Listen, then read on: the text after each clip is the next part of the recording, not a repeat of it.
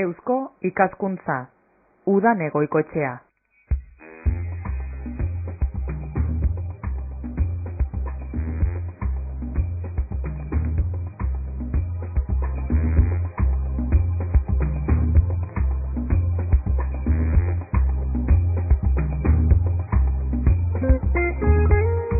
Ondo etorri entzuleok beste behin Eusko ikaskuntzak bideratutako saio honetara. Alantxe izaten da hilabeteko lehenengo eguaztenetan eta azken eguaztenetan. Oraingo honetan be bagatoz, gonbidatu eta guzti.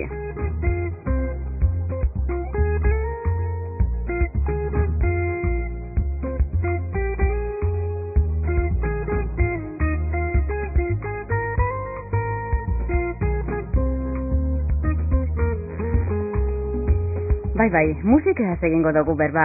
Musikaz eta honek dakarren guztiaz.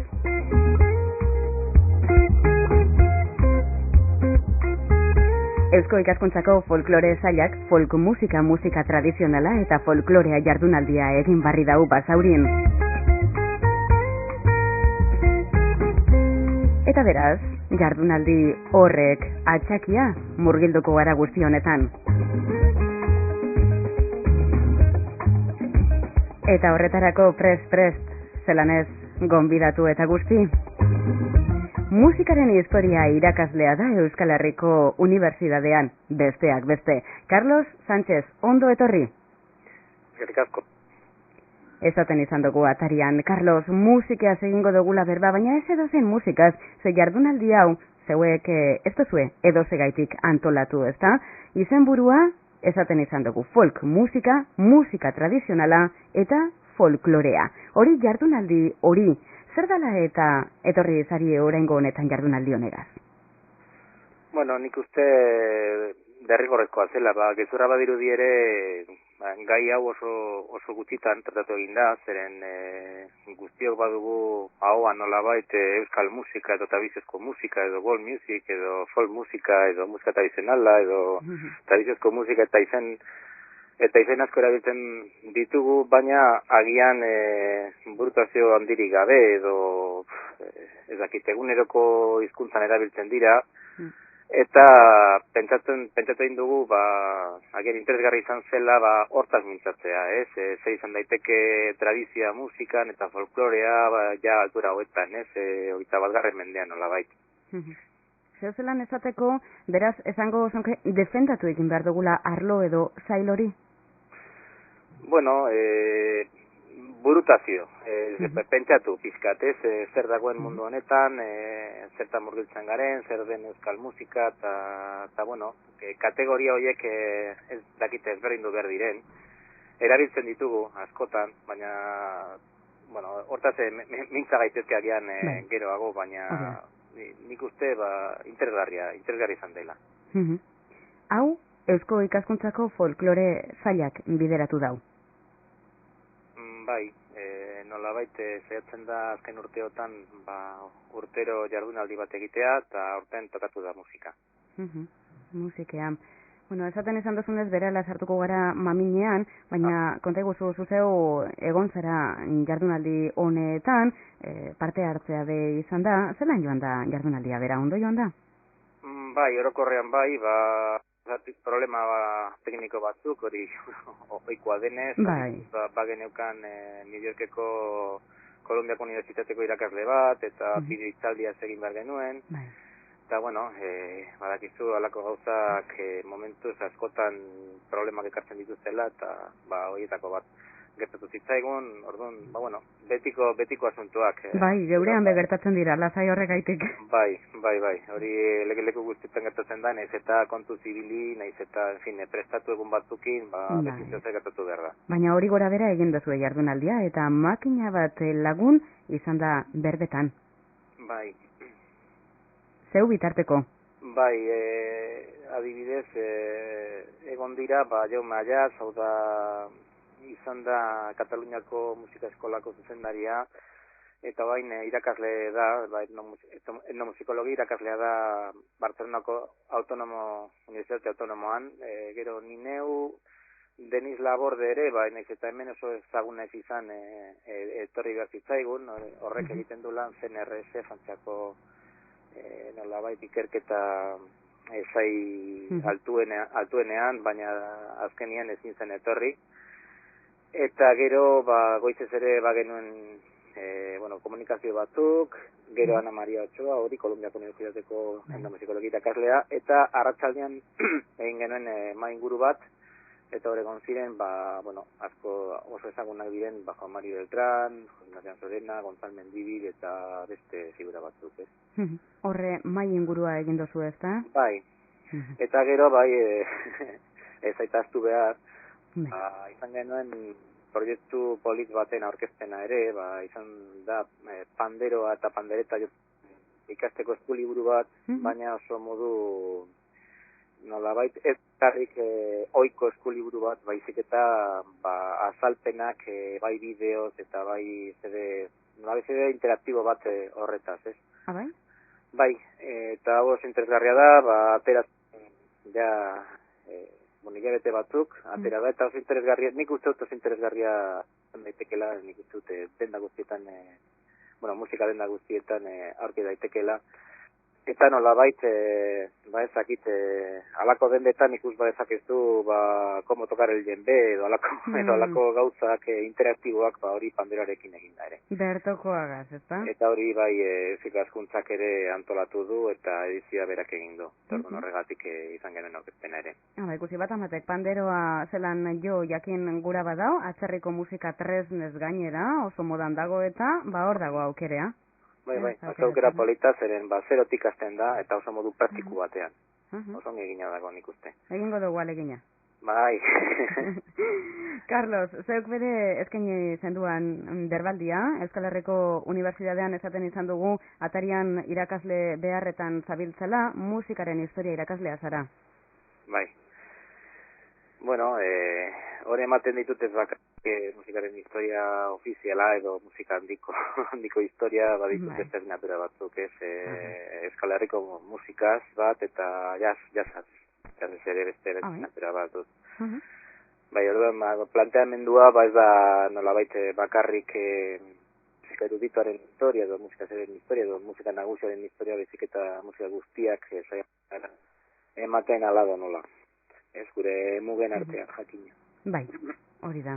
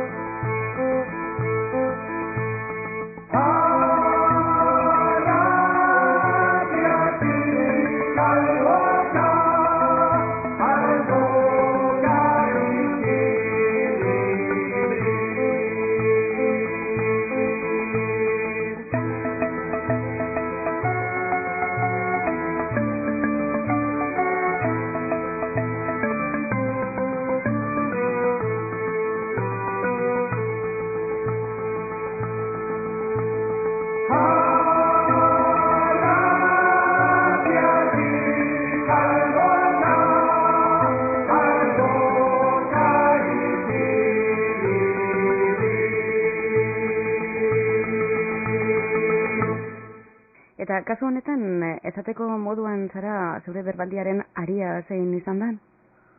Bai, gutxi gora bere izan zen, Euskal Herrian zentratzen zen Euskal Herrian, eta orduan, ken 50 urtetan ze aldaketak egin diren tradiziozko musikan adibidez, eta musika hoien guztietan.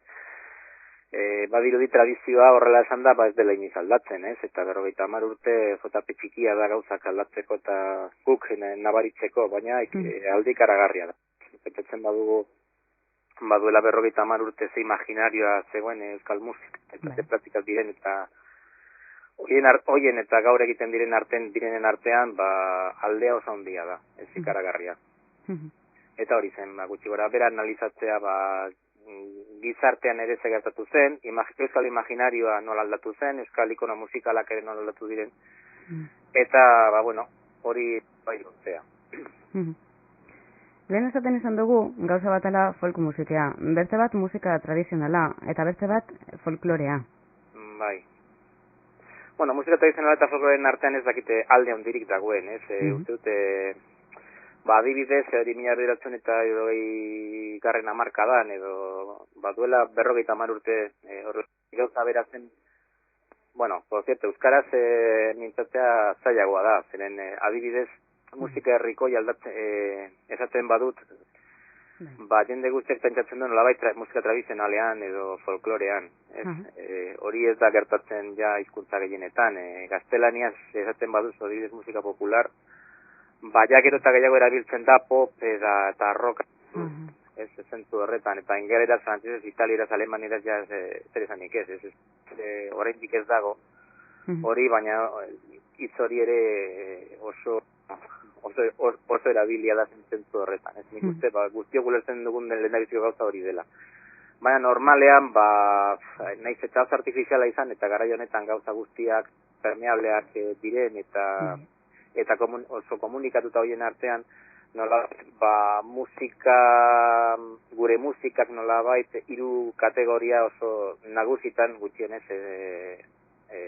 bana daitezke, ez? Bata da nolabait musika eruditua, musika akademikoa, beste bat da tradizioa, euskal tradizioan gure kasuan oinarria duten musikak, eta beste aldetik, nolabait, estatu batuetako musika popular hoiekin, azken finean, pop, rock eta subgenero guztiak daudenak, ez? Eta orduan, hori ingeleraz adibidez oso argi dago, eta maila nazien artean, naziarteko maila horrela erabiltzen da normalean, ez? Popular music, traditional music, eta gero, hirugarrena da, suposatzen da, musika nagusia, ez? Bai. Orduan, euskaraz ere musika popularra eta musika tradizionala hori saiatzen gara bultzatzen pizkat, baina azken finen kontutan harturik, kategoria hauek momentu honetan kolokan daude guztia, ez? Erreferente gisa erabiltzen ditugu. Beraz, hemen, zeuzen esateko berregiturak eta bat egin beharko geunke terminoetatik hasita. Bai, nik uste dut baiet. Baina hori, kontutan hartuta referenteak besterik ez direla izan, Bai. Dana dela, hemen jardunaldi honetan, nazioarteko jenteagaz kontrastatu dituzue ideak, eta hori be aintzat hartzekoa da, ezta? Euskal Herrian ez gainerako lurretan be antzeko ideak baditue, hortik euren gonbidapena suposatzen dut. Bai, adibidez, Kataluniako adibidea oso egokia zen, zeren azken finean hemen segitu, Euskal Herrirako izan da betidanik ez dakiz, baina 19. mendetik gutxienez, Katalunia izan zen eredua gauza askotan, ez? Adibidez, Euskal Herri nahin beste zabaldu zen mugimendu korala eta koruen mugimendu hori Katalunian zuen oinarriak eta garbi. Eta hor ikustea oso egokia izan zen. Adibidez, Jon Maiatzek bakarrik Kataluniaz mintzatu zuen, baina gauza asko erabilgarriak ziren hemen, ez? Adibidez, bere idei izan zen, ze abesti motak ez ziren agertzen Kataluniako kantutegietan, ez? Eta Euskal Herrian nolako zerbait gertatzen da. Adibidez, gai moralak edo azken finean berdekeriak eta jalako gauzak inoiz ez dira agertzen kantutegietan. Ona zer esan nahi dugu, euskaldunak oso moralak eta oso katolikoak ginela, hori zen helburu bat, ez? Pero bezalde batetik, halako gauzak hori imprimatuta liburu batean ikustea etzen batere ohiko momentu horretan, eta gainera publiko burgez batentzat azken finean zuzenduta zeuden. Bueno, halako gauzak, ez? Hori Katalunian oso argi dago gertatu zela, Euskal Herrin suma ezakego halako zerbait.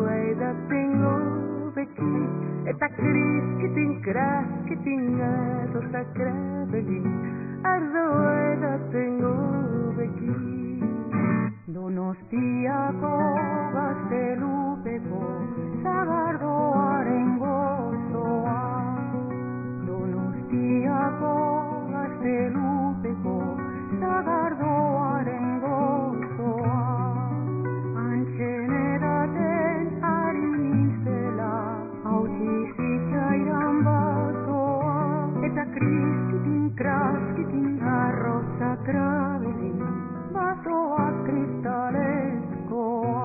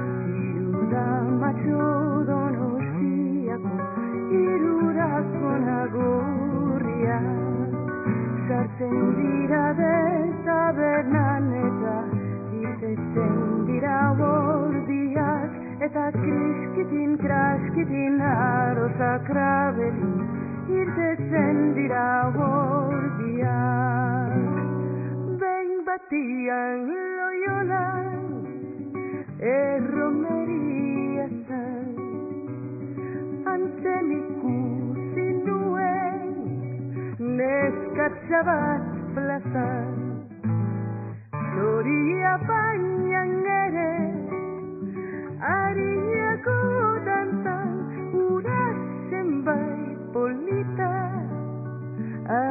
politik bazan urazen bai polita politik bazan Esan nion dezio sentinuen bizar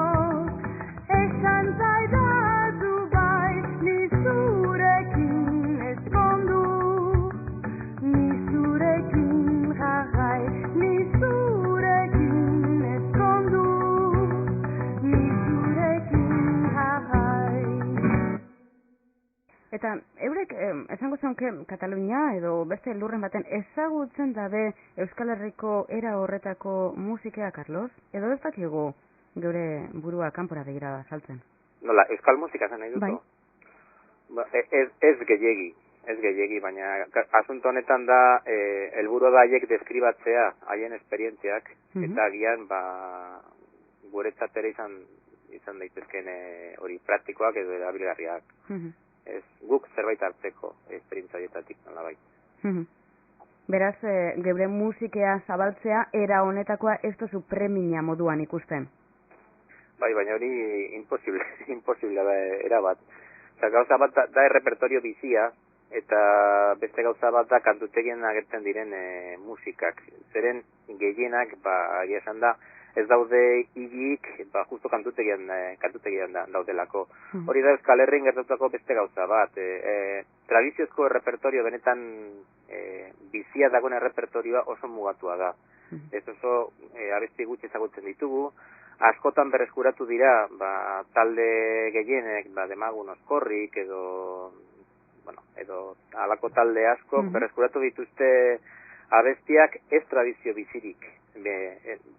Tradizio bizi batetik, baizik eta kantutegi hauetatik. Orduan, abesti horiek ezagutzea berreskuratzea oso zaila da. Pentsatu, dokumentuak, benetako dokumentuak direla kantutegi horiek. Zentzorretan, bere helburu bat izan bazen abesti asko, produktu asko ez galtzea hori lortu zen. Gutxien zentzu mugatu batean. Eta, hau guzti hau esan da, zein da etorkizuna? Hori rapeli deitu, ez? Horrek ez dakit zenbat kobratzen duen. Bueno, ez dakit. Krisian gagoz. Bueno, argi dago momentu honetan, tradiziozko musikaren euskal tradizio baten izan zuen lotura edo duen lotura oso fina da. Ez oso gauzak aldatzen dira, azken urteotan gauzak oso azkar aldatzen dira, eta zentzu horretan etorkizuna oso irekita dago. Adibidez, Kepa Junkerak eta Orekate Xek eta lako taldeek egin duten musika, badago etiketa komertzial bat, da World Music, nolabait, hori pilpilean egon da urte batzutan, eta kriston sorpresa izan zen, adibidez, musika, disketxerako ere izan zen kriston sorpresa, inorketzen espero lako mugimendu bat, gai bateratzeko tradizioa edo ahozko tradiziozko musika eta pop musika, eta hori da World Music azken zinean. Orduan, orain badirudi hori ja ez dela inindartsua, eta auskalo gertatuko den. Eri gizarte, ez da bakarrik gizarteko pentsamendua edo gizarteko jarrera nolabait, hain importante izan, baizik eta hemen beste faktore asko ditugu, ez? Dirua zen zinean beste bat da. Ez, ekoizleak, disketxe handiak eta gero independienten artean, en fin, hori oso zaila da, profetizatzen alako gauzetan. Bai. Bueno, amaitu aurretik, Carlos, gauzatxu bat eskatuko deutzugu. Kantu bakarra entzun alko bazen du? Zein? Bueno, nik ez dakit izango duzuen, baina ni adibidez mintzatu nintzen eta oso adibidez adierazgarria iruditu zitzaidan, orain Euskal Telebistan askotan, iragarki askotan jartzen dute doinutxo bat, bai, ez dakit izango duzuen, baina historia abesti horren edo kantu horren historia bitxia da, zeren azken finean deskribatzen du praktika erabat galduta, beste gizarte bateko praktika, beste instrumenturik ez zegoenean jendeak kantatzen zuen dantzatzeko, eta bain behitu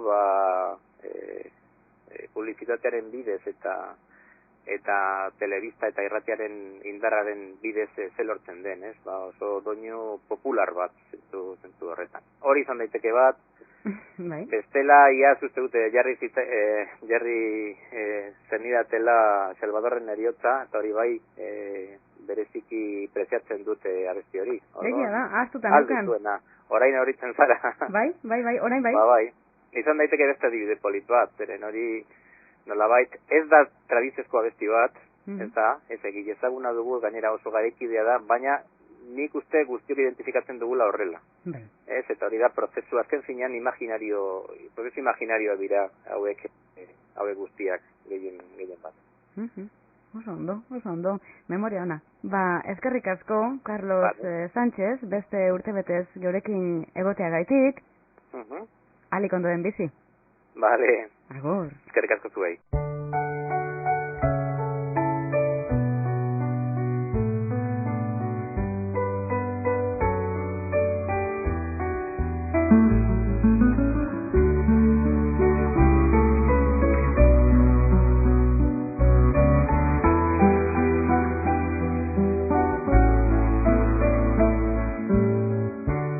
Adiskide bat bazen, orotan bihotera, poesiaren egoek, sentimentuzko bertsoek antzaldatzen zutena. Lazetako kantari, bakardadez josia, izen lioa iruten, bere barnean irauten, oinazez ikasia.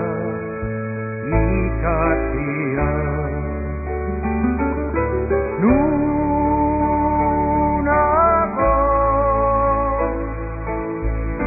zer larretan, gure peleko artzaina, mendie galetan gora, oroitzapen den gerora, iesetan joan izana. Nunago,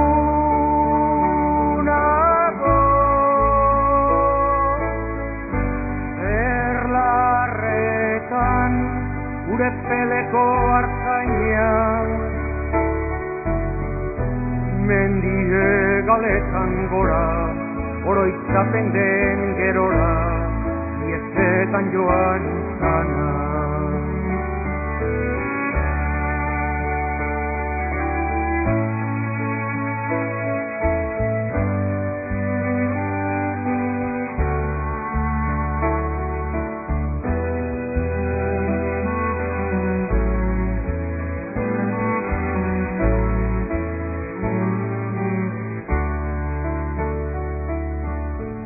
Ezia urraturik, libratuen kanta, lotura guztietatik, gorputzaren mugetatik, azke sentitu nahirik. Azken hatzaguela, bertsorik sakonena, inoiz ezan ezin diren, ez talitako egien, oiurik bortitzena, bortitzena. Nunago,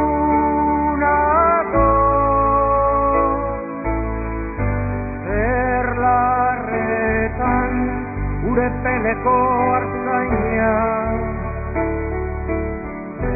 mendie galetan gora, oroitzapen den gerora, iesetan joan izana. Nunago,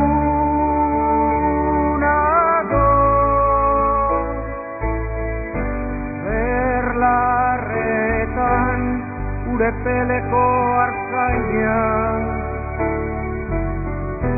mendie galetan gora, oroitzapen den gerora, iesetan joan izana.